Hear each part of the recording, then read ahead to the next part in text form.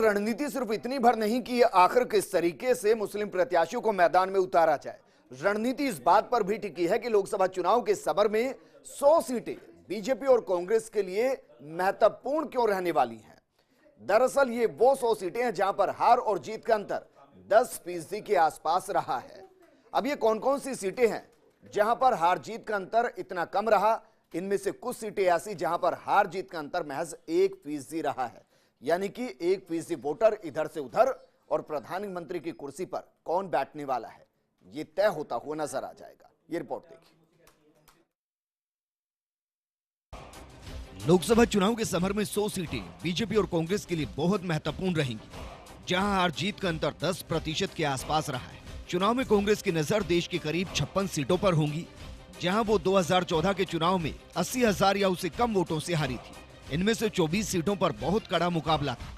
लोकसभा चुनाव 2014 के परिणामों से साफ है कि कांग्रेस पार्टी 224 सीटों पर दूसरे स्थान पर रही थी, जबकि उसे 44 सीटों पर जीत हासिल हुई थी। पिछले लोकसभा चुनाव में बीजेपी 282 सीटों पर जीती थी और 146 सीटों पर उसे हार मिली थी। जिन सीटों पर बीजेपी हारी थी उनमें से 82 सीटों पर बीजेपी प्रत्याशी को मिले वोट विजयी उम्मीदवार से 20% कम थी और 33 सीटों पर बीजेपी की हार का प्रतिशत 10 या उससे कम था। चुनाव प्रचार कार्य तेज होने के साथ कांग्रेस का जोर उधमपुर, खंडूर साहब, सहारनपुर, लोहरदगा, रांची, महासमुंद, आणंद, सांबरकाठा, धार, नंदुबार, दादरा नगर हवेली, दावणगेरी, बेलगांव, कुशीनगर, रायगंज, मांड्या, कोप्पल, बेलगांव, सासाराम, लक्षद्वीप, त्रिशूर, बीजापुर, कासरगोड सीट पर बढ़ गया है। 100 क्रूशियल सीटों में राजस्थान की करौली धौलपुर सीट भी शामिल है।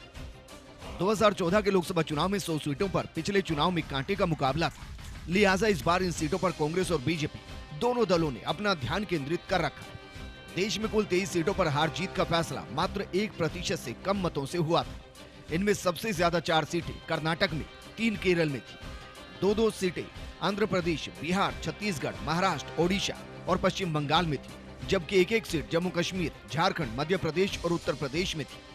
इन 23 सीटों पर जीत हार का अंतर 36 से लेकर 11,178 वोट रहा था। इन सीटों में से 6 सीटें बीजेपी और कांग्रेस ने जीती थी, जबकि 3 सीटें माकपा, 2 सीटें बीजू जनता दल ने जीती थी। 1-1 सीट राजद, लोजपा, जेडीएस, शिवसेना, तेदेपा एवं टीआरएस को मिली थी। 1% से कम अंतर वाली इन 23 सीटों में से 17 सीटों पर मतदान का प्रतिशत 70 से ज्यादा था। इसलिए इन सीटों पर मतदान प्रतिशत बढ़ाने की गुंजाइश ज्यादा नहीं है।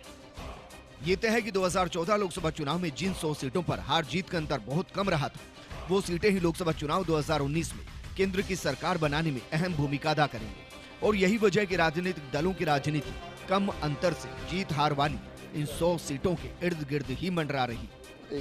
Bureau report, first India news.